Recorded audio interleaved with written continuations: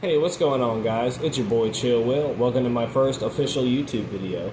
I'm here to talk about the documentation of a anime inspired cartoon that I'm in the process of making, and it's going to be called Eternal Flames. And I'm here to talk about what I've done so far with it, and it's not much as far as I'm in character development right now, and the story is kind of basically put on a platter, and I'm here to just talk about who I am and what this is about, and just to get it out of my head because it's something that's been stuck in my head over the course of a long time, and now it's kind of in the works and in processing for me. I'm kind of doing it by myself, so it's gonna be quite the journey.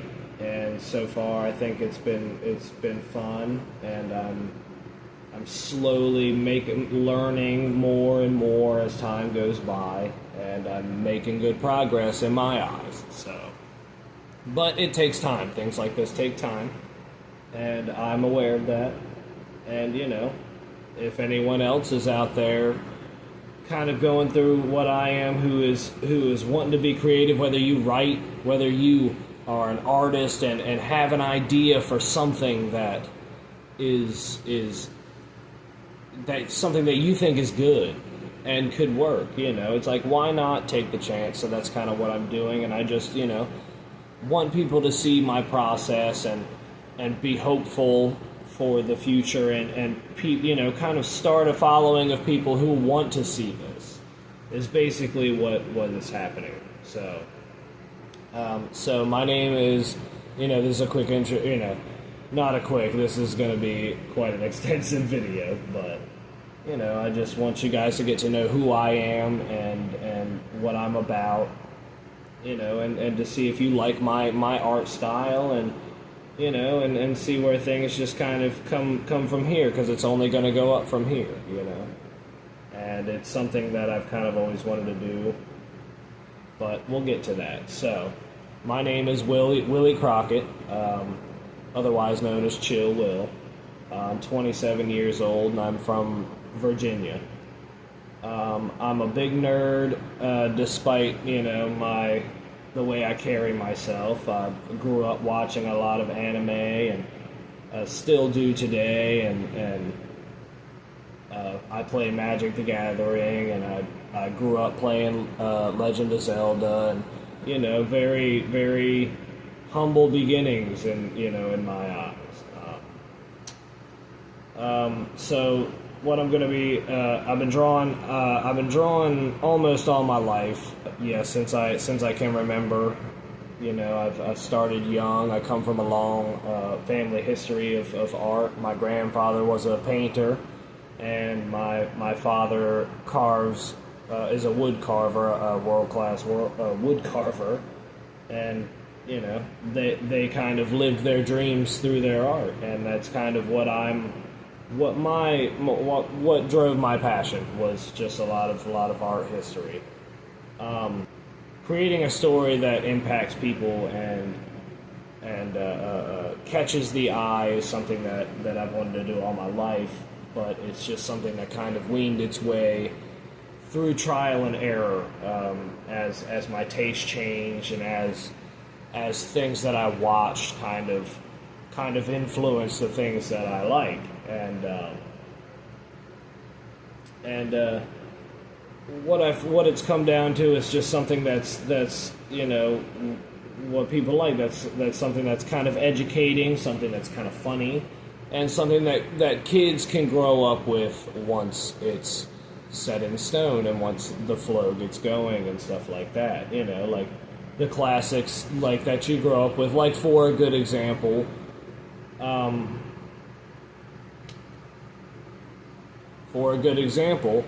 animes like Naruto are things that you started off, this is a kid, and you watch this kid grow up, and this kid gets more and more, gets more knowledgeable, and it's, not just in that case, but in the cases of couple shows like that, where your characters grow old, and the kids you watch grow old with them, and the content kind of changes, but I want it to be in a way that is more for adults, but if kids watch it, it's fine.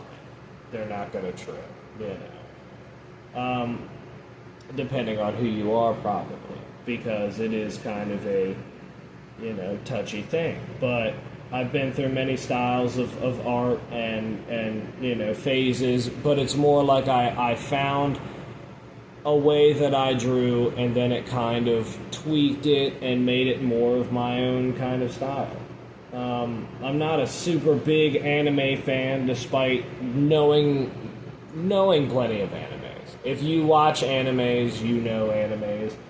I don't think I've ever finished an anime. I don't think I've ever. It's just been a lot of things, you know, just a lot of things. I'm picky in what I like. There's nothing that really captivates me.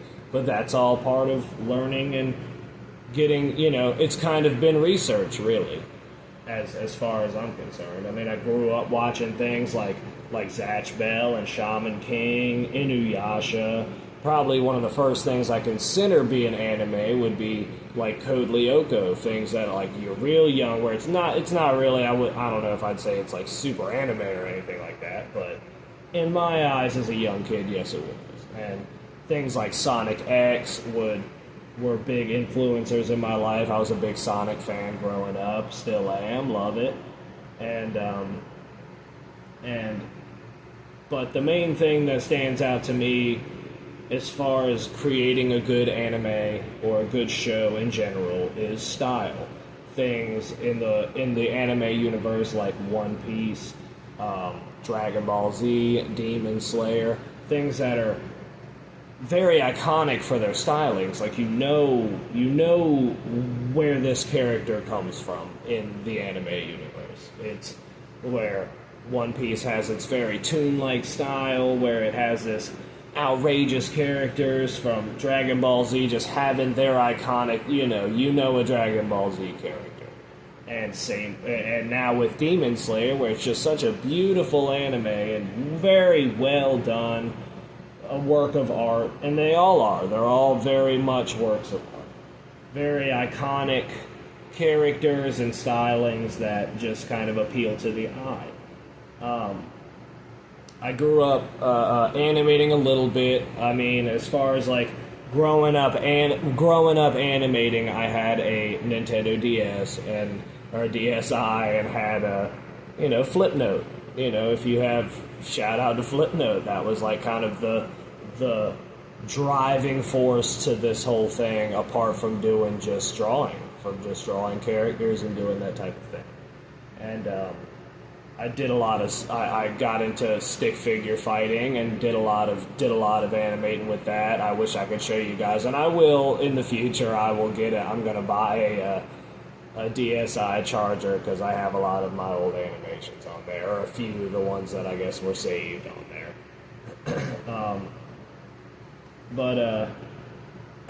But now I have a tablet now, but my computer is just very slow. I mean, it takes like an hour just to open a window on the damn thing, so not too, it's not like I have the money to buy myself a computer, but I will here in the future. I will do my best to get the equipment that I need. I have, I did a small animation, but I wish I could show you guys, but it would just take so long, it's not even worth it. I don't know if the computer needs an update, or, it's old. So I have plenty of drawing experience, just not much of the equipment. I've been drawing, all my life, since I was a kid. Loved it. Grew up with friends who introduced me to, who draw anime, who introduced me to the art style, and I fell in love with it. But kind of hit a point where I was like, I like how these characters look, and I'm going to keep it the way that I like it, because it's my story, and it's my style, and it's something that I don't see in animes or shows, whatever. It's just my own style. You love it or you hate it. Experimentation is kind of my thing. I've been through a lot of trial and error, so I mean, it's kind of gone, the storyline is gone from, this, that, and the other, and the way that that the world works and stuff like that. But now that I've grown up, my experiences have influenced my designs and the things that I like and the weaponries and just the world in general. But this is basically what I've gotten so far.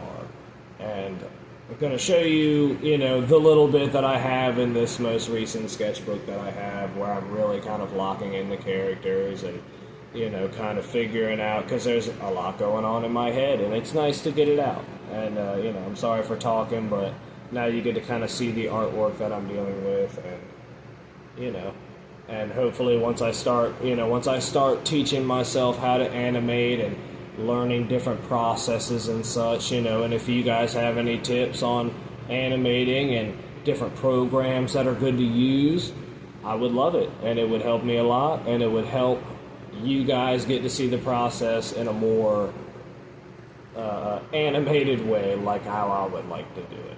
Because I don't want it to be like, if I'm going to do a manga of sorts, it would just be more like a storyboard for the animation, is what it would be. So, without further ado, this is kind of what I'm dealing with. Which, I guess I will read you guys the synopsis, I guess, for the story. It's kind of long.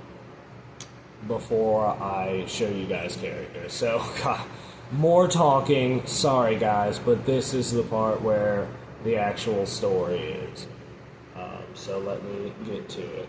I apologize in advance for my poor handwriting skills. It's just a weird, I'm a lefty, so it's a weird, artist thing, I guess. I don't know. If you're an artist struggling with handwriting, let me know, because you know the struggle.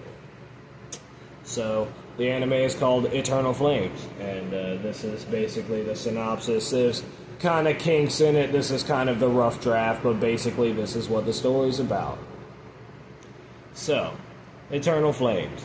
It started with the 9 known Eternal Flames. Over time, more were created as some were put out. Starting small, these flames would seem unharmful, becoming hotspots for pictures, family vacations, etc., not knowing that these flames held a darker secret. The devil wants to expand his domain of hell, but creating interdimensional portals isn't easy, and takes a lot of energy. So he started small, and let time take over, planting the seeds that would grow into the downfall of our world for thousands of years. At first, things seemed on the safer scale, with the flames releasing lesser demons, ghosts, etc. Nothing too crazy. But over time, these flames grew. They grew into massive reserves of fire, then reshaping the land into gates of hell. Each gate leading to a different level of hell. Each with their own demons, their own planes of existence, and their own guardians, the devil's right-hand warriors. But how could the people of Earth combat this sneaky, seemingly unstoppable force? Well, humans are resilient. At first, the hell that had risen overtook the world by storm, killing more than half of the population with ease. But with the arrival of the demons, Satan would release with them powers beyond human abilities, until humans learned to reach beyond the veil for survival. But many humans relied on their faith for protection, and the gods answered. But these eternal flames were just enough to go under the radar of most gods, leaving those to either go from one religion to another, or rely on the powers of demons for protection of their people and the conservation of human life. That is, until now. With the gates of hell reaching peak power and the devil's main gate fully formed, the gods have finally seen the havoc wreaked upon the overworld, and decide to lend a helping hand, releasing God stones onto Earth from the heavens, stones that carry the abilities of various gods across all religions, in the aid of humanity's existence. But the humans knew, even before the God stones fell, that they would need the help of more than just a god. The Reaper himself, Death, who typically doesn't meddle in mortal affairs, agrees that if the devil takes over, constant death on this plane will be over, diminishing his power over death, and he is no stranger to a good deal. For death gets stronger with each kill. He meets a young man by the name of Simon Noon, who makes the bold decision to strike a deal with the Grim Reaper himself, to kill Satan with Death's scythe, making him king of hell and receiving the soul of the devil, granting him more power than every death that ever occurred on Earth, and Death agreed. For he knew that the devil would be using all the souls that he provided for him against him, in some sick, twisted way to stop life on this plane. It wouldn't be the first time, but this is his plane of existence, and it will not be messed with. But there would be a catch to this deal. The humans needed to be strong, especially Simon, for if Simon were to fail, Death's deal would be over, and would not help humanity against Satan. But Simon was smart, and to assure that humanity would have Death's aid, he offered his bloodline, guaranteeing its survival and that Death would get what he has offered, Satan's soul. All of the bloodline would sign this deal, ensuring its continuation and promise to Death. All have failed to kill the devil, either dying in battle or of old age trying. 2,000 years passed, and none of Simon's bloodline had achieved their goal. That is, until the Godstones fell, where humanity realized that where magic and the power of the demons wasn't enough, the stones may just be the key to their survival. Cut to Alkyra, the next in the bloodline, after his father Memphis falls into the Devil's Gates without Death's scythe. Unclear whether Memphis has died or resides in hell, the scythe still has no wielder, and relies on the next of kin to sign Death's deal, in order to continue the hunt for the devil. For anyone outside the bloodline would simply be killed by a mere touch of the hilt. But it's Alkyra's turn. A young boy living in a small, water-bound town where there's no land, all homes built on wooden docks, and the civilians travel by boat, eating only the food provided by the water. A bustling town despite its small population and unsettling paranoia that comes from fear of demons finding their successful society, especially knowing Alkyra is among them. His bloodline is no secret, not even to the devil. So that is the synopsis of the story. And with that, let me show you the artwork that comes with that. And like I said, it's kind of it's a rough draft. There's there's holes there's holes and shit, but you know, other than that, that's kind of what I'm working with. So here is some of what I'm working with. So this is the representation of Death and the scythe in which he has possessed and has taken over. So pretty much Alkyra's weapon and the demon that is attached to it, Death himself. Here's just kind of planning on characters and such. This is a character named Jesus, who is the Christian character who he's got, you know, rosary beads and whatnot, and he has, yeah, that's him, an unfinished picture of him fighting what looks like a giant shark with hands or something. But this is his weapon. This is his weapon, the Holy Cross, and it has a blade made of light. It is a scythe made of light, so the light will come through into a scythe. So that's his deal. This is just okay. Hold on, let me fix this. This is just me fucking around with different character designs and such. This is kind of what it looks like when I'm not really trying and just kind of messing with the looks of characters. And I come up with this character who replaced another character. Her and Jesus kind of replaced another character who kind of didn't really have anything going for him. So I kind of split it up into two. And this is another character, Lotney, who you'll see later on. She doesn't really have a name yet, so it went kind of from this kind of design to being this design as a character, which I like. I'm in love with it. I think that's cool. She doesn't have a name, an unnamed character. She's born from, her backstory is basically she's born from blood. She is the satanic character, the polar opposite of our Christian character, Jesus. And she has power of demons. She can, you know, kind of engulf her whole body in flame. Is kind of her demonic ability, is fire. They all, you know, I don't want to get too deep in all of their backstories and whatnot. So this is Jesus. This is kind of the official official sketchings, pretty much, of what I like the characters to look like. And like I said, they start young, and you get to fall in love with these characters as they get older, and kind of maybe if you're in a generation that grows with these characters, we'll see. And this is Alkyra. This is the main character, pretty much, of the anime. But it's kind of not just about him. It is about all of these characters, as you'll find out as the story goes along. But he is the one who is currently wielding Death's Scythe and is the next of kin to Simon Noon's bloodline 2,000 years ago. This is Alkyra Noon. And he has the Mark of Death, which shows that he has the Mark of Death, which shows that he is.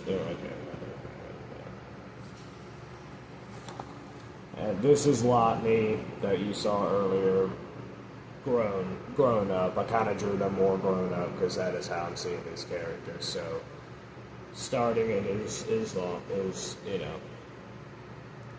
a process. So this is Alkyra's best friend, Lotnie, who grows up. He's a hairier boy.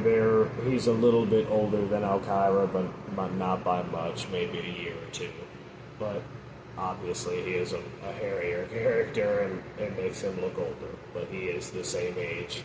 They're all kind of the same age. This is based on, there's a younger group of kids, and then there's an older group that trains these kids. The older group had lost a lot of their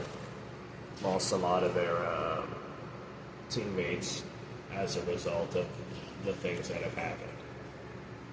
As a result of demons and devils and all that shit. So yeah, these guys are part of the young kid squad. And this is Riley. He's the speedster. He's the one who gets Hermes' powers, the messenger. So he's the speedster, and he has a chain scythe that spits out in all different directions. He's like the trapper, pretty much.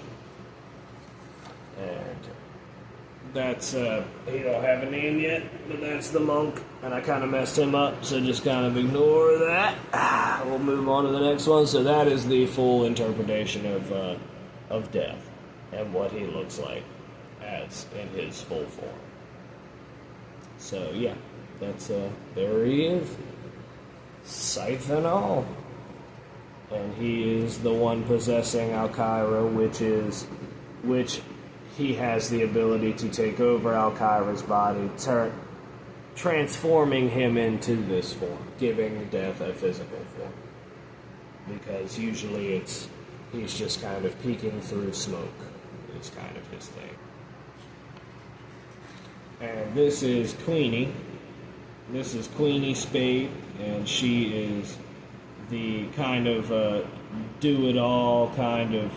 She has traveled from one end of the world to the other, and found so many different civilizations that she learned from. So she's kind of the jack of all trades in this team. She is the sniper. She's the long range character. So she is kind of the assassin of the group. So that is her thing. And that was another awful, god awful picture that I drew. So this is Bruce. He is part of the older team, and he is the combat specialist. He is the guy. I feel like if it wasn't for Alkyra, this shit would be about him. So he's the old, not the oldest, but everyone in the older squad is pretty much like in their 50s, late 50s. So you have to picture them like that. But he's the one who's got like the most weight on his shoulders, probably out of all of them, as the combat specialist. And this is just a sketch that I did of Alkyra standing with a scythe and a demon tearing open ripping open the freaking the dimension, ripping open a hole in our universe kind of deal to come in, pretty much. Not that they would do that, but maybe some of them can. I don't know. That's just something that I did for fun. A Slack picture, another Slack picture of Alkyra.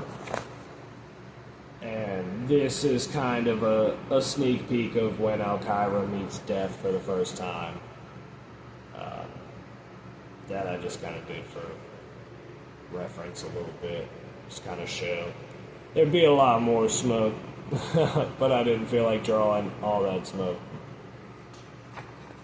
And this is Memphis, Alkyra's dad, and he is the one who falls into Hell's Gates in the time before, and the reason there is no wielder for Death Scythe.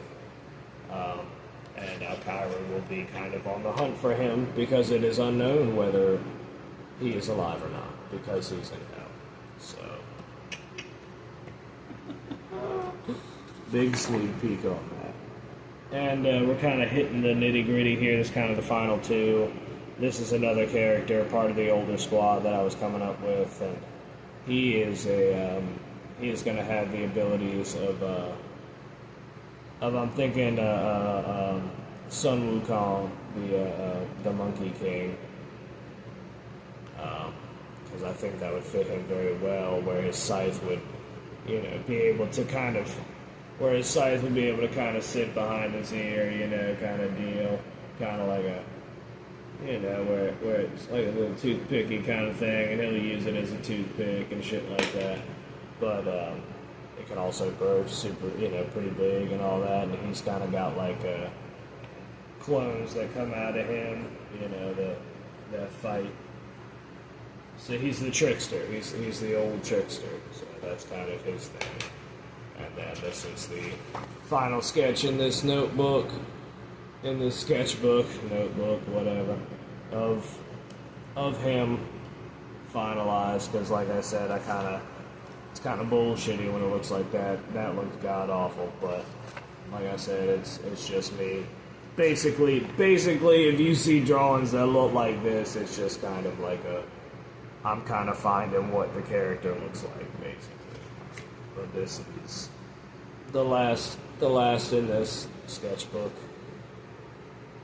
Or well, not really. There's another character behind it, but I have fun drawing that one. That was cool. That was just kind of for shits and giggles, pretty much. And then this character, who is a witch, she is from like pagan background, so it's all about like different religions coming together and fighting off the devil, basically. And she represents the triple moon goddess of paganism, and she turns into a werewolf and all that, because before the Godstones came, the older squad relied on demonic abilities.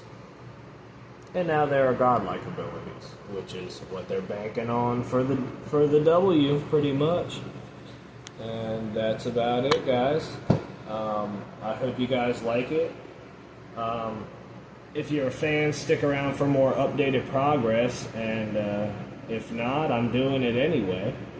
So I figure now is as good a time as any to get people excited, because it's still kind of early progress, but it's enough to kind of, stir the pot. There's plenty more to come. I just gotta get a better laptop, pretty much. So thanks, guys. It's your boy Chill Will, and it's been real. It's been fun, but it ain't been real fun. I'll see you next time.